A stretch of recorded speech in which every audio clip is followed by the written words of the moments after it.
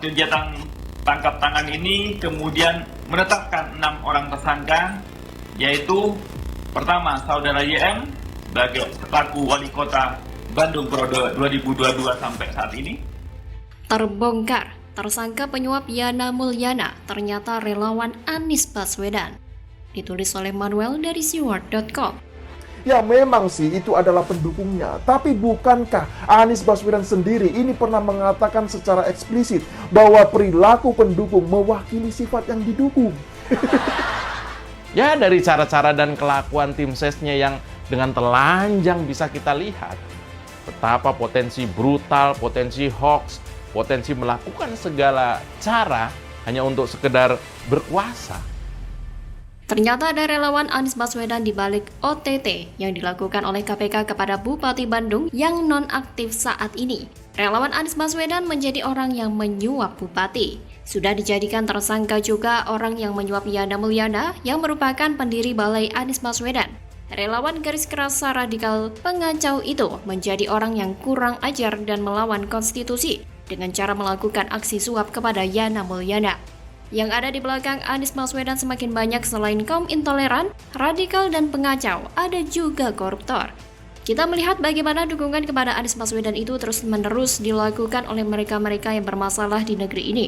Gerombolan Anies Baswedan yang saat ini, kasus Formula E-nya mangkrak karena ada konflik kepentingan di KPK. Mulai melakukan gerilya dengan cara mencari uang. Tukang suap koruptor yang merupakan pendiri Balai Anies Baswedan harus ditanya atau duitnya datang dari mana. Karena biasanya uang haram itu ada saja koneksi-koneksi ke orang-orang atas. Kelakuan Anies Baswedan dan pendukungnya memang 11-12 soal anggaran. Soal anggaran mereka nggak becus dan justru malahan menjadi rusak. Komisi Pemberantasan Korupsi juga sampai saat ini masih kelihatan sangat pengecut dan belum berani membongkar kasus Formula E. Katanya sih karena orangnya saat ini sedang nyapres. Padahal kalau mau dilihat kan bukan karena dia nyapres, maka boleh bebas dari hukum kan? Kelihatan banget masih ada transaksi-transaksi kepentingan dan barter kasus soal hal ini. Tapi sepandai-pandainya tupai melompat suatu saat pasti akan jatuh ke lubang juga. Sepintar-pintarnya orang menutupi kebusukan pasti baunya akan tercium.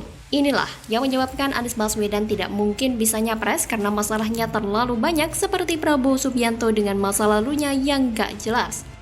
Yang paling lucu adalah Yana Mulyana ini. Sebelum ditangkap KPK, dia masih ngisi ceramah soal kejujuran dan integritas sebagai aparatur sipil negara.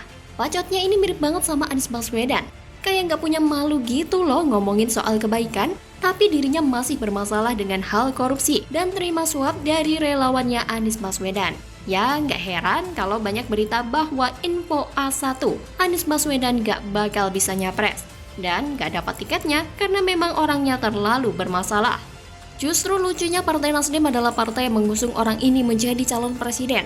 Tapi saat ini kita melihat bahwa Anies Baswedan sudah mulai ditinggalkan dan dia malah kesepian sehingga melakukan safari politiknya ke 25 tempat sendirian tanpa ada yang nemenin dan private jet yang tersedia sudah diambil balik. Saya berharap orang ini dapat semua buah karma yang ia perbuat selama ini. Semoga saja kita mendapatkan hasil akhir yang membahagiakan, yakni presiden yang terpilih pada tahun 2024 adalah presiden yang menyuarakan hati nurani rakyat, bukan malah didukung oleh tukang suap. Negara ini butuh restorasi, bukan butuh Anies Baswedan. Orang yang didukung sama tukang suap kok malah berani-beraninya? Gak ada malu jadi calon presiden. Bagaimana kalau menurut Anda?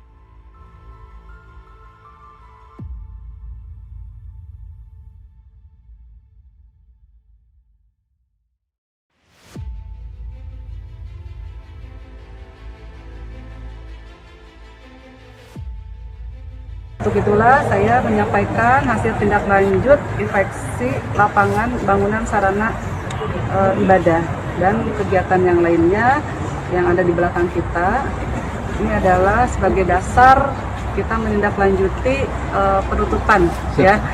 Habis segel gereja Bupati Cantik Purwakarta terciduk, goyang gebor, auto kena azab tersangkut kasus dugaan suap. Modiar, karma dibayar tuntas. Ditulis oleh tim redaksi jurnal dikutip dari berbagai sumber. Kebebasan beragama. Ini hati-hati.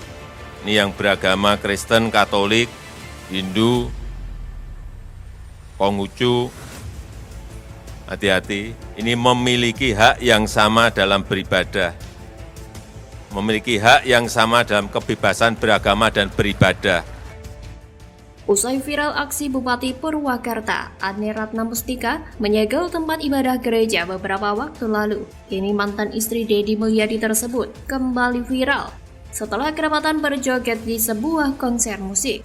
Ane dengan lantang menyegel serta menyaksikan pembongkaran Gereja Kristen Protestan Simalungun atau GKPS yang berlokasi di Desa Cigelam, Kabupaten Purwakarta, Jawa Barat.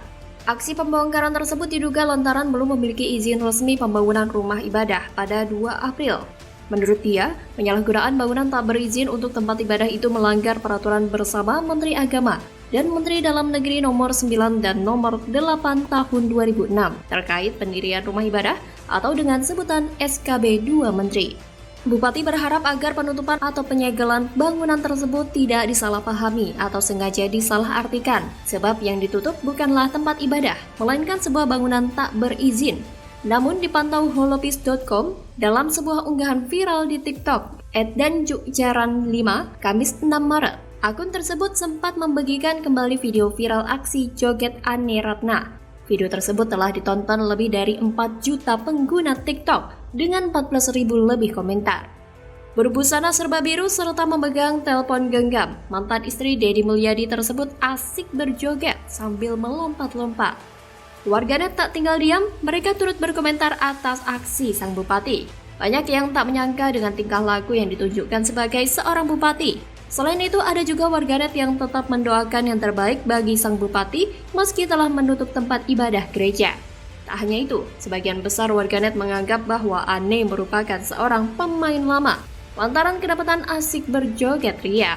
Kata @Cheryl_Pang, Tuhan Yesus memberkatimu Bu, biar Tuhan yang berkehendak. Tapi ya begitulah, biarkan Kang Segel berjoget ria. Jangan diganggu, kalau diganggu rumah kalian bakal digusur. Dia seperti menikmati dan tak merasa bersalah sama sekali. Tapi entah ini karma atau bukan, ternyata Bupati Purwakarta, Ane Ratna Mustika, diperiksa Kejaksaan Negeri Purwakarta terkait dugaan kasus gratifikasi atau suap yang dilakukan 24 anggota DPRD Purwakarta. Ane mendatangi Kejari Purwakarta bersama Sekretaris Daerah atau Sekda Purwakarta, Norman Nugraha, pada Rabu 15 Februari 2023. Dilansir dari Tribun Jabar, Ane dan Norman diperiksa selama 3 jam, dari pukul 9 waktu Indonesia Barat hingga pukul 12 waktu Indonesia Barat. Ane mengakui dirinya bersama Sekda diperiksa terkait dugaan gratifikasi anggota DPRD Purwakarta. Kasus dugaan suap tersebut mencuat sebagai buntut dari aksi boikot anggota DPRD terhadap rapat paripurna pembahasan APBD Purwakarta 2021 pada Senin 12 September 2022 lalu. Kepala Seksi atau Kasih Intelijen Kejari Purwakarta, Febrianto Ari Kustiawan, menyatakan pemeriksaan terhadap pimpinan dan anggota DPRD Purwakarta sebagai bagian dari pengumpulan data atau pool data dan pengumpulan bahan keterangan atau pool bucket. Ini kalau orang Jawa bilang, wong nandur bakal ngunduh, orang menanam pasti menuai. Dan apa yang ditanam oleh Bupati Purwakarta adalah bukti hasil perilakunya yang semena-mena kepada warganya sendiri. Dia terlalu rasis dan tidak bisa menghargai perbedaan antar umat beragama. Langkah bupati ini memang tidak mencerminkan sikap seorang pemimpin yang mengayomi. Memang memalukan sih, ibadah itu hak setiap umat beragama. Padahal ibadah tidak mengganggu orang lain, tidak menghalangi jalan, tidak gaduh. Tapi disegel dengan alasan izin yang mana izinnya sendiri sering jadi polemik berkepanjangan. Tidak ada izin karena mereka pasti kesulitan soal izin. Ini siklus lingkaran yang tidak ada akhir. Mau ibadah harus ada gedung, dan gedungnya harus ada izin. Tak ada izin siap-siap disegel dan dihentikan. Mau urus izin, berbelit-belit mirip benang kusut, lama dan bertele-tele. Bahkan terkesan dihalangi dan belum lagi ulah kelompok intoleran. Miris melihat oknum di negara ini yang masih saja alergi dengan ibadah umat lain. Kapan majunya negara ini kalau urusan agama dan ibadah terus diributkan tidak pada tempatnya? Seolah meributkan ibadah umat lain adalah syarat untuk meraih kesejahteraan dan kemajuan. Bagaimana kalau menurut Anda? Untuk itulah saya menyampaikan hasil tindak lanjut inspeksi lapangan bangunan sarana ibadah